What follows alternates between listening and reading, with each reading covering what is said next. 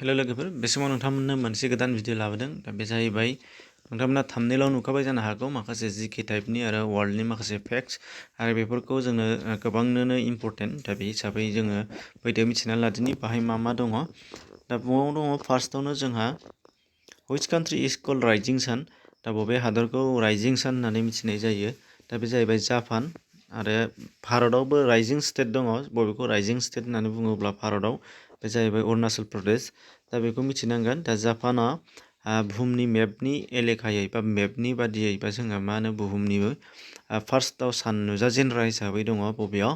Japan होनदों ओंखायनो जापानखौ बुंनाय जायो आरो बिथांमोननि फ्लेगआबो बेनो राइजिं साननिनो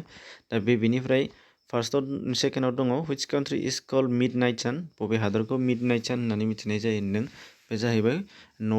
नरवे हादरखौ मिड नाइट सान होननानै मिथिनाय जायोनो दा मिड नाइट साननि ओंथियानो जाहैबाय मा होनदों बेयाव नरवे हादरा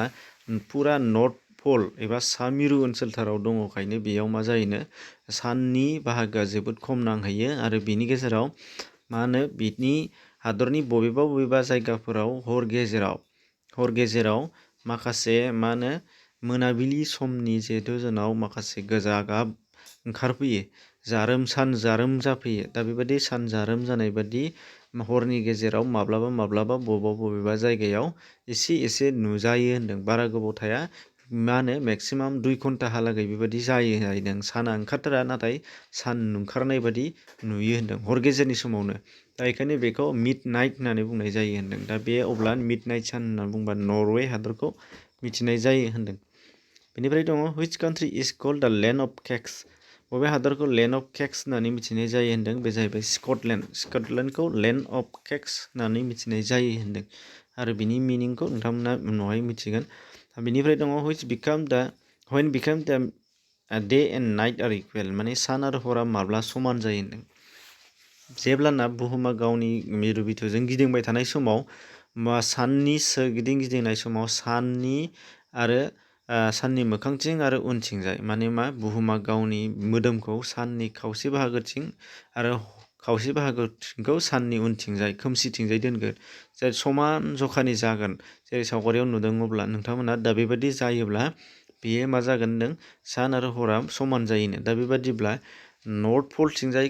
खेबसे फैनायाव खेबसे जागोन आरो साउथ पलथिं थांनायाव खेबसे जागोन दा हिसाबै खेबनै जायोनो बोसोराव दा बे हिसाबै 2020नि बादिब्ला बेयाव मार्चआव खेबसे जादों 20आव मार्चनि 2020आव जाजोबदों 2021आवबो जादों 2022आवबो जागोन होनदों मार्चआव समान जागोन 20 तारिखआव बेनिफ्राय मोनसेया जागोन सेप्तेम्बरनि 22आव जागोन सेप्तेम्बरनि आरो बेयाव 2022आव खिन्थानाय बादिबा 23आवसो जाहैगोन बेयो माने मा 2022 मायथाइनियाव 23 सेप्तेम्बर अक्ट'आवसो जाहैगोन होनदों बेनिफ्राय 2021आव 22आवनो जादोंमोन आरो 2020आवबो 22आवनो जादोंमोन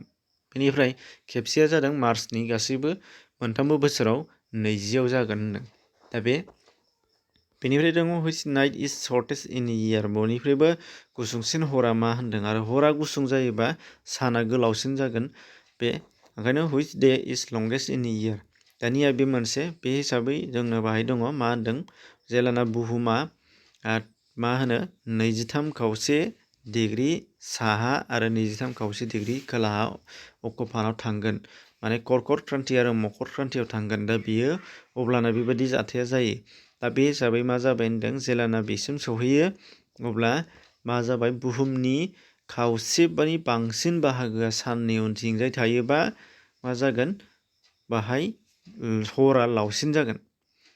साननिथिंजाय थानाय बाहागोआ बुहुमनिया गुसुंसिन एबा गुसेबसिन जायोबा बाहाय साननि बाहागोआ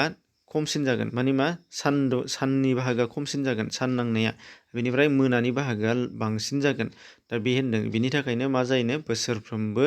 जुन दाननि 21आव जायोनो नाथाय माब्लाबा बबेबा बोसोराव 22बो जानो हागौ होनदों नाथाय एक्जेक्टलि 21 जुननि 21खौनो लानाय जायो बेनिफ्राय दङ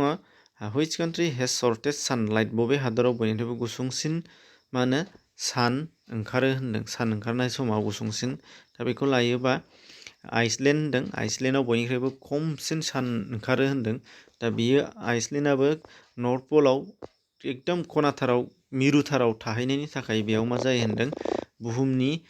मा होनो गिदिंनायनि जाउनाव साननि सोराङा नांहैस'वा होनदों, जेरावहाय बेयाव सानानो फुंनि 11:55 ओंखारो होनदों, नुजायो, बेनिफ्राय आरोबाव 2 बेलासिनि 2:09 हाबफिनो होनदों। माने मा 2 घन्टा 14 मिनिट बेखिनि फ्रामावनो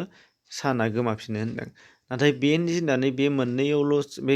समावल' साना ओंखारनानै स्रां जादों बे नङा, सानखौ नुनाय बाहागोआ अख्राङाव नुनाय बाहागोआसो बेखिनि होनदों। नाथाय बेनि उनावहाय माखासे समानो सिगाङाव 11:55 सिगांनिफ्रायनो स्रां हिसाबै थायो होनदों। जेरै जोंनाव अखा दोमैबा स्रां जायो बेबायदि स्रां जानानै थायो होनदों। नाथाय सानखौ नुवा होनदों, सान नुनायखिनिया बेखिनि टाइमल'। दा बेखायनो बेखौ मा होनो बुङोनो शर्टेस्ट सानलाइट होनना बुङो। बेनिफ्राय दङ which day is shortest in a year, ओमफ्राय नाइटआ बयनिख्रुइबो लावसिन। साननि बाहागोआ खमसिनथार आरो हरा जोबोद गोलावसिन। बे जाहैबाय December 21 जायो आरो बेखौ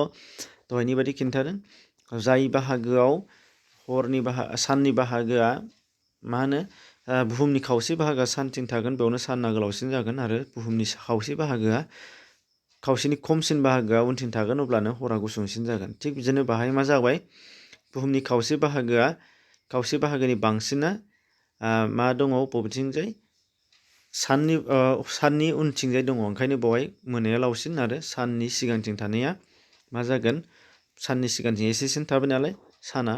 माने सान बाहागोआ गुसुंसिन जाबाय। दा बेखौनो मिथिनो गोनांमोन आरो बेबायदिनो उनावबो नोंथांमोननि थाखाय गुबुन गुबुन आपडेट लाबोगोन आरो डिसक्रिपसनाव गोबां लाबोखानाय बेबायदि भिडिअनि लिंक दं, बेखौ थांनानै नायनो हागोन। गोजोन्थों।